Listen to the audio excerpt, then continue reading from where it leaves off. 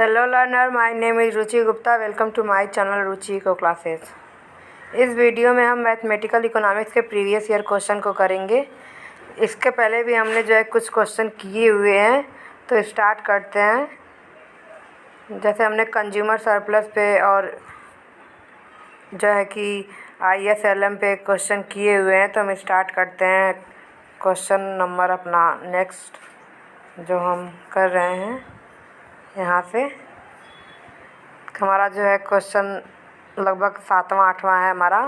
तो for demand function p = 16 - q - 0.5 q का square, the price elasticity of demand eight q = 4 is.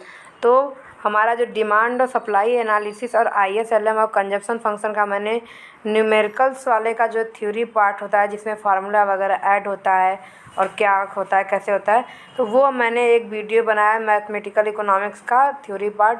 वो आप उसमें जा कर के देख लेंगे। वो उसमें उस प्लेलिस्ट में 3 ही वीडियो है उसके, तो आप वहाँ से जाके चेक कर लेंगे। और एक है ये, और उसके जो न्यूमेरिकल्स हैं वो हमारा 100 जो है कि प्रीवियस ईयर क्वेश्चन का जो इसी का है, तो इसी को हम कंटिन्यू अप करते हैं। तो हम स्टार्ट करते हैं इस क्वेश्चन को सॉल्व करना। तो हमारा जो डिमांड फंक्शन दिया हुआ है और हमारा जो Q की वैल्यू दी हुई है, और हमें जो है कि निकालना है, ठीक, प्राइस इलास्टिसिटी। सबसे पहले हम देख लेंगे कि हमारा इलास्टिसिटी का फार्मूला क्या होता है। तो प्राइस इलास्टिसिटी और डिमांड इलास्टिसिटी दोनों का हमारा सेम होता है। तो हो जाएगा हमारा del Q by del P into P/Q। हमारा माइनस यहाँ पे रहता है क्योंकि इलास्टिसिटी निगेटिव होती है because of MRS, marginal rate of substitution. ठीक, MRS क्या होता है? MRS ये होता है कि एक यूनिट जो है कि Y के लिए हम कितने यूनिट X को जो है कि हम जो है कि सेक्रीफाइस करते हैं, या बोल सकते हैं कि एक यूनिट X के लिए हम कितने यूनिट ऑफ Y सेक्रीफाइस करते हैं। यही हमारा जो है कि MRS मेजर करता है, और ये निगेटिव होता है क्योंकि ये इसका जो कर्व होता है ये इस तरह से होता है। तो हम इसको ऐसे करते हैं, या हमारा जब ऐसे होता है तो हमारा जनरली ये कर्व ऐसे ही होता है। ठीक, तो स्टार्ट करते हैं क्वेश्चन को। तो फार्मूला हमारा हो गया P/Q। ठीक, तो यहाँ पे हमारा P का फंक्शन दिया हुआ है, P = 16 - Q - 0.5 Q का स्क्वायर। ठीक, अब तो डेल P/डेल Q, ठीक, इसका निकालेंगे, मतलब इसका डेरिवेशन करेंगे विद रिस्पेक्ट टू Q। तो 16 का हो जाएगा डेरिवेशन 0, माइनस Q का हो जाएगा -1, फिर हो जाएगा -0.5 इंटू 2Q। ठीक, तो -1 -1 इंटू 2 करेंगे तो 1 आएगा, 1Q। ठीक, तो ये हमारा हो गया -1 - Q। तो हम इसको लिख लेते हैं कि हमारा डेल P/डेल Q = है -1 - Q, और Q की वैल्यू दिया हुआ है हमारा 4। ठीक, तो हम इसको जो है यही से सॉल्व कर लेंगे। Q = हमारा 4 रख लेंगे तो हो जाएगा हमारा -5। ठीक, अब हमें निकालना है P/Q। तो हम इसको यहाँ से रब कर लेंगे।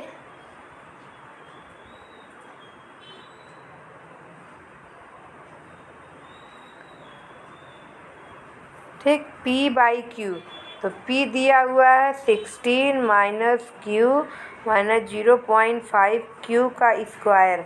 P/Q करेंगे तो 16/Q हो जाएगा, -1 हो जाएगा, -0.5। Q/Q करेंगे तो एक Q कैंसिल हो जाएगा, एक Q बचेगा। अब यहीं पे हम Q की वैल्यू पुट कर देते हैं। तो Q की वैल्यू 4 है, तो ये वाला फंक्शन कट के 4 हो जाएगा। ठीक, क्योंकि 16 / 4 = आएगा 4।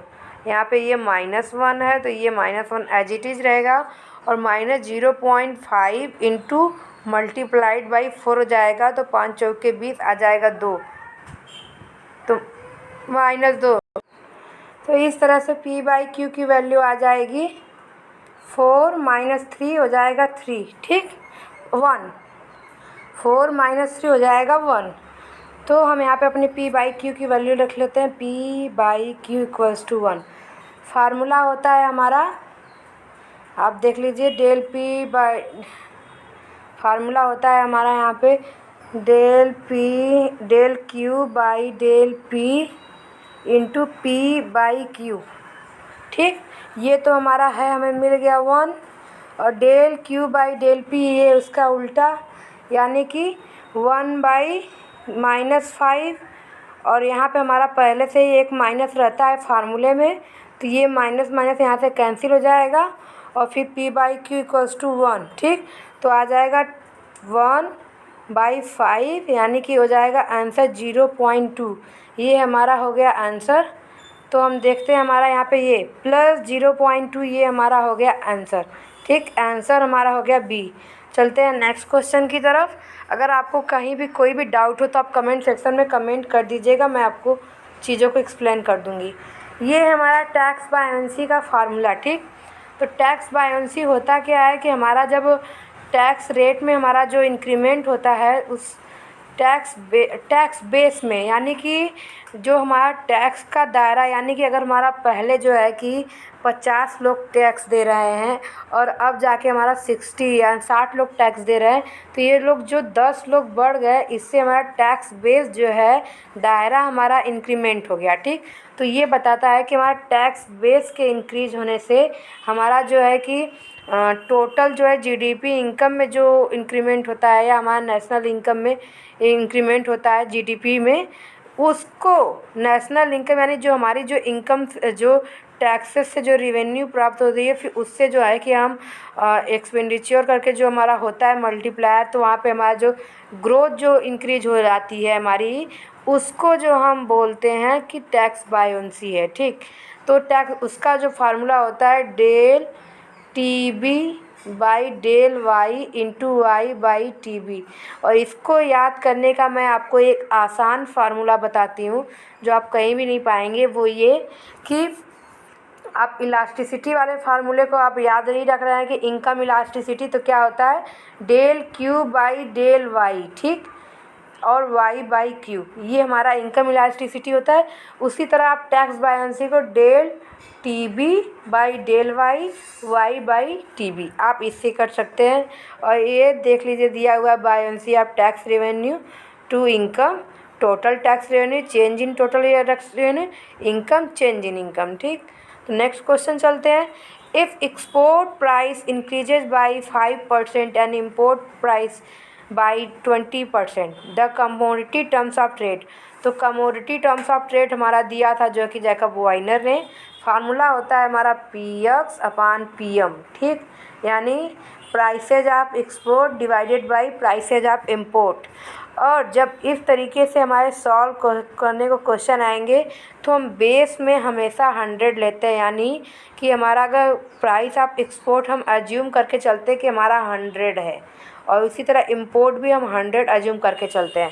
फिर यहाँ पे दिया हुआ है if export price increases by 5%, यानी 5% इंक्रीमेंट हो रहा है, तो 100 + 5 105। ठीक, और उसके बाद बता रहा है इम्पोर्ट प्राइस बाई 20%, देन 100 + 20, तो 120 आ जाएगा। ये हमारा आ गया। तो अब इसको हमारा परसेंट है तो इसको हम सॉल्व करेंगे। तो 15 × 7 = 105, 15 × 8 = 120। ठीक, तो 8 से इसको डिवाइड करेंगे तो आप देखिएगा 0 आएगा, पॉइंट यहाँ पे, पॉइंट यहाँ है तो यहाँ 0 आएगा। ठीक, तो 8 × 7 = 56, 8 × 8 = 64। मैं जो भी है आपके सामने ही सॉल्व करके दिखाऊंगी। 8 × 7 = 56 आ जाएगा, 4 8 5 = 40, 0.875। ठीक, तो 2 पॉइंट तक हमारा आंसर दिया, तो हमारा आंसर बी हो जाएगा। नेक्स्ट क्वेश्चन चलते हैं। If marginal propensity to import 0.m and marginal propensity to consume is 0.7, the value of income multiplier will be। ठीक, तो ये हमने जो किया है कि हमने अपना मल्टीप्लायर वाले कॉन्सेप्ट में भी हमने इस क्वेश्चन को किया है, उसके पहले भी हमने मैथमेटिकल इकोनॉमिक्स के भी क्वेश्चन में किया है और हम यहाँ पे भी कर रहे हैं। बहुत ही इम्पोर्टेंट होता है। एमपीसी की वैल्यू जो है डिपेंड करती, एमपीसी की के कम या ज़्यादा होने की वैल्यू पर जो है कि हमारा मल्टीप्लायर डिपेंड करता है। ठीक, ये और ये हमारा जो है कि income multiplier, investment multiplier, government multiplier जब होता है हमारा del Y by del I हो जाएगा या डेल जी हो जाएगा, ये हमारा हो जाता है मल्टीप्लायर। ठीक, और फिर यहाँ पे हमारा अगर हमारा जो फॉरेन ट्रेड होता है तो हमारा होता है मल्टीप्लायर को हम बोलते हैं foreign trade multiplier. K F T equals to हो जाएगा 1 marginal propensity to import plus marginal propensity to save. ये हमारा हो जाता है formula, marginal propensity to save और मार्जिनल प्रोपेंसिटी टू इम्पोर्ट। ठीक, अब एमपीएस हो गया हमारा। तो यहाँ पे इनकम मल्टीप्लायर पूछा हुआ है तो हमारा आएगा फार्मूला, क्योंकि जब हम इनकम मल्टीप्लायर निकालते हैं तो होता है K equals to 1/1 minus M P C, यानी कि मल्टीप्लायर को हम देखते हैं। ठीक, तो के ये यहाँ पे K equals to 1/1 minus M P C. ठीक, तो इसको रब कर देते हैं पहले। के इक्वल्स टू ये हमारा फार्मूला होता है। आपको मल्टीप्लायर के बारे में डिटेल अगर जानना हो तो आप मेरे मल्टीप्लायर वाले जो है कि वीडियो में जा सकते हैं, मैं आपको लिंक दे दूँगी इस वीडियो के डिस्क्रिप्शन में। तो K equals to 1/1 minus M P C की वैल्यू हमारी दी हुई है 0.7, उसको 1 में से डिवाइड करेंगे तो 0.3 आएगा। 10/3 3.33 ऐसे हमारा इनकम मल्टीप्लायर की ये वैल्यू आ गई। लेकिन यहाँ पे इसने इनकम मल्टीप्लायर पूछा है, गवर्नमेंट एक्सपेंडिचर, तो यहाँ पे हम फॉरेन ट्रेड मल्टीप्लायर को निकालेंगे, क्योंकि इनकम मल्टीप्लायर में ये कंफर्म नहीं कि इसने क्या है इनकम क्योंकि इनकम मल्टीप्लायर को हम जो है कि इससे भी जानते हैं government multiplier, expenditure multiplier, investment multiplier. तो उसी तरह जो है कि हम यहाँ पे ये वाला, इसलिए मैंने आपको दोनों मेथड बता दीजिए। ठीक, ये हमारा इससे K equals to 1/1 minus M P C. अब हम निकालेंगे के इक्वल्स टू 1/एम पी एम यानी 0.1 और एम पी सी। तो अगर यहाँ पे एम पी सी दिया हुआ है तो हो जाएगा 1/1 माइनस एम पी सी। तो एम पी एस तो हमारा हो जाएगा, एम पी एस की वैल्यू 0.3 हो जाएगी, क्योंकि एम पी एस हमारा फार्मूले में होता है 1/एम P S plus M P M होता है इम्पोर्ट। ठीक, और एम पी एस को हम लिख सकते हैं 1 माइनस एम पी सी। तो 1 माइनस एम पी सी आ जाएगा 0.3, तो 0.3 प्लस 0.1 हो जाएगा 0.4। ठीक, तो हो जाएगा 10 डिवाइडेड बाई 4, तो इसको करेंगे सॉल्व, हो जाएगा 2.5। तो आंसर हो गया हमारा ये आंसर सी। ठीक, ये हो गया हमारा आंसर सी, 2.5 हमारा इनकम मल्टीप्लायर हो जाएगा ये। ठीक, अब चलते हैं हम नेक्स्ट क्वेश्चन पे। और एक सुपर मल्टीप्लायर का कॉन्सेप्ट होता है जो कि हमें हिक्स ने दिया था। कभी कभी पेपर में पूछता है कि सुपर मल्टीप्लायर का कॉन्सेप्ट किसने दिया था, तो हिक्स ने दिया था। तो अब हम इसको करते हैं। गिवन द कंजप्शन फंक्शन सी का हमारा दिया हुआ सी इक्वल्स टू बी वाई। यहाँ पे देखिए सी इक्वल्स टू बी वाई दिया हुआ है, हमारा कंजप्शन फंक्शन होता है ये। और ये हमारा जीरो कब होता है, जब हमारा होता है सी इक्वल्स टू सी बार, यानी कि होता है M P C equals to A P C, यानी कि हमारा कर्व जो है ओरिजिन से जाता है। ये वाले फंक्शन भी मैंने सब आपको कंजप्शन फंक्शन में कराए हुए हैं। ठीक, हमने कंजक्शन फंक्शन में कैसे होता है तो आप वहाँ देख सकते हैं। तो ये तब हमारा कर्व जो है ओरिजिन से जाता है, तब हमारा जाके c equals to B Y होता है। ये पेपर में बहुत ही इम्पोर्टेंट है, पूछता है कि एमपीसी किस तरह कंजप्शन को जो है कि इफ़ेक्ट करती है। उसके बाद हमारा c equals to B Y कब होता है, और अगर c equals to B Y होता है तो हमारा कर्व कहाँ से जाता है। कर्व यहाँ पे हमारा लीनियर होता है और प्रोपोर्शनल होता है। तो ये कैसे कब होता है, ये सारी चीज़ें पूछती है। तो आपको कंजप्शन फंक्शन के वीडियो में जाकर देख सकते हैं। और यहाँ पे हम ये देखते हैं कि मैं आपको बता रही हूँ उस इक्वेशंस को देख के मैंने आपको बताया कि वहाँ पे किस तरीके का कर्व और किस तरीके का ओरिजिन होगा। ठीक, अब इन्वेस्टमेंट फंक्शन में देखते हैं तो ये दिया हुआ है आई इक्वल्स टू 110 माइनस 0.25 आई हमारा जो है मार्जिनल प्रोपेंसिटी टू इंटरेस्ट है। ठीक, मतलब कि इंटरेस्ट, और MPI है हमारा, और ये हो गया हमारा आई बार ऑटोनोमस इन्वेस्टमेंट। ऑटोनोमस इन्वेस्टमेंट हमारा डिपेंड करता है इनकम पे, टेक्नोलॉजी पे, पॉपुलेशन पे, इन सारी चीज़ों पे हमारा ऑटोनोमस डिपेंड करता है। कभी कभी पेपर में ये भी एक बार पेपर में पूछा था कि हमारा ऑटोनोमस इन्वेस्टमेंट किस पे डिपेंड करता है, तो वहाँ पे दिया हुआ था पॉपुलेशन, हमारा इनकम, हमारा ग्रोथ और टेक्नोलॉजी। तो ये सारे फैक्टर जो हैं कि हमारे डिपेंड करते हैं, मैं आप कह सकते हैं कि इफ़ेक्ट करते हैं ऑटोनोमस इन्वेस्टमेंट को। ठीक, तो इसीलिए मैं आपको क्वेश्चन जो है कि इसीलिए एक्सप्लेन करके बताती हूँ ताकि आपको समझ में आए। ऐसा ना हो कि आपको ये लगे कि क्वेश्चन बस करा दिया और कुछ समझ में नहीं आया, क्योंकि मैं खुद क्वेश्चन अच्छे से समझ के करती हूँ। और अगर पेपर में ऐसा कराने का इसलिए है क्योंकि पेपर में आपको सेम डिजिट, सेम न्यूमेरिक या सेम लाइन नहीं दी होगी, आपको कभी कभी इधर उधर करके थोड़ा सा डिफरेंट करके आपको दिए देता है। तो मैं आपको इस तरह समझाना चाहती हूँ कि आप इस क्वेश्चन से आप एक पूरा कॉन्सेप्ट सीख लें। और अगर पूरी थ्योरी जाननी है तो अब मैंने आपके लिए अलग से वीडियो बनाया जहाँ पे सीक्वेंस वाइज होता है। यहाँ पे मैं आपको समझाने के लिए बता रही हूँ क्योंकि इससे आप पकड़ सकते हैं क्वेश्चन के लिए कि कंजप्शन फंक्शन क्या होता है, कंजप्शन फंक्शन कैसे, कब सी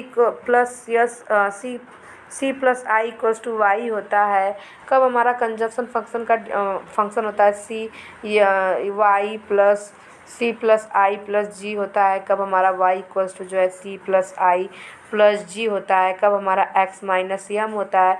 ये सारी चीज़ें मैंने जो है कि करा के रखी हुई हैं। और आप जब इन सारी चीज़ों को जान लेंगे कि ओपन ट्रेड, क्लोज ट्रेड या क्लोज मार्केट में इकोनॉमी में कब कैसे क्या होता है, तो आपको जो है कि चीज़ों को आप समझ लेंगे तो आपको पेपर में कभी भी कोई किसी क्वेश्चन में प्रॉब्लम नहीं होगी।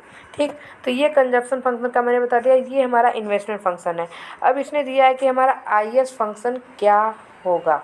ठीक, तो IS फंक्शन के लिए हमें पहले निकाल लेंगे y equals to C plus I, क्योंकि हमें y चाहिए। देखिए यहाँ पे y के टर्म्स में है तो हमें पहले y चाहिए। तो y के लिए क्या होता है, क्लासिकल बोलते हैं y equals to consumption plus investment. Investment हमारा कैपिटलिस्ट क्लास करता है, कंजप्शन हमारा वेज क्लास होता है।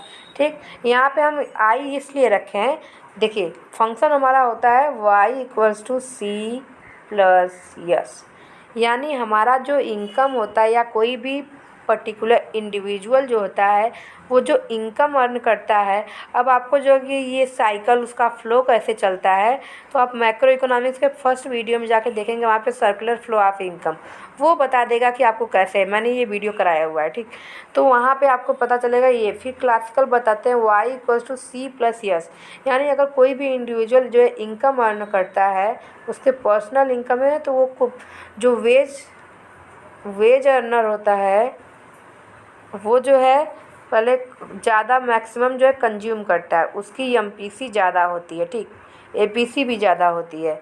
और ये हमारा केन्स का फंक्शन है, APC हमारा ग्रेटर देन होता है MPC से, और MPC जो है 0 से बड़ा होता है, 1 से छोटा होता है। ठीक, बहुत सारी चीज़ें आप वीडियो में जाएंगे तो आपको डीप में समझ में आ जाएगा, और सब वीडियो स्टेप वाइज है।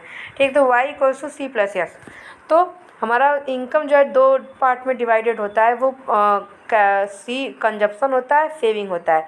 जो कैपिटलिस्ट क्लास वाले होते हैं वो कंजप्शन कम करते हैं, सेविंग ज़्यादा करते हैं, और हमारे जो वेज अर्नर होते हैं वो कंज्यूम ज़्यादा करते हैं और सेविंग कम करते हैं। ठीक, तो saving y equals to C plus हमारा यस हो गया। तो इसके बाद जो है कि हमारा ये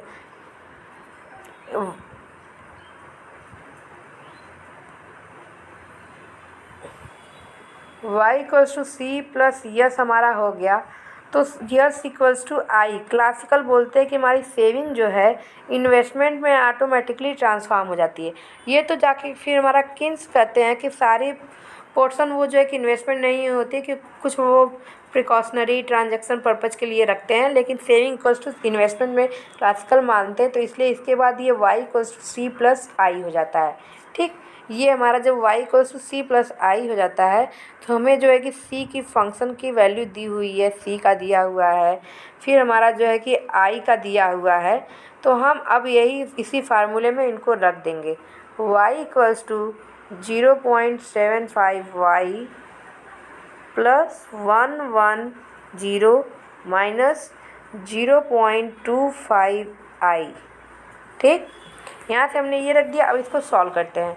इस y वाले पोर्शन को हम इस साइड लेके आएंगे तो y माइनस 0.75y इसके लिए हो जाएगा फिर हमारा इधर 0.25y। ठीक, अब यहाँ बचा 110 माइनस 0.25i।